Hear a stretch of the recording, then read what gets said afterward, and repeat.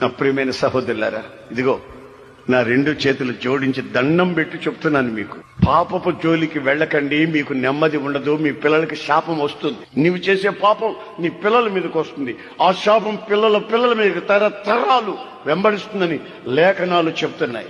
గనుక నీవు ఇప్పుడు నడుము కట్టుకోవాలి, గనుక నీ మనస్సుని కట్టాలి, గనుక నీ చూపును అదుపులో పెట్టాలి, గనుక నీ ప్రవర్తన వాక్యానుసారమై ఉండాలి. క్రిస్టియన్స్ అన్న వాళ్ళు పరలోకానికి వెళ్ళరు, క్రీస్తు వాక్యానికి అనుసరించిన వాళ్ళు వెళ్తారు. మనస్సును మార్చుకొని యేసు రక్తం చేత కడగబడితే పరలోక రాజ్యాన్ని కాస్త చూస్తావు, కానీ పోవు, లోపలికి పోవు. నీవు నీటి ద్వారాను ఆత్మ ద్వారాను జన్మిస్తే ఆ పరలోక రాజ్య ప్రవేశం, enter in to the Kingdom of God, enter, లోపలికి ప్రవేశిస్తావు. ఆయన ఆత్మానుసారంగా నువ్వు నడిస్తే ఆత్మని దుఃఖపరచుకోకుండా నీవు ఆ పరలోక రాజ్యంలో ఉన్న స్వాస్థ్యాన్ని అనుభవిస్తావు. ఆమేన్.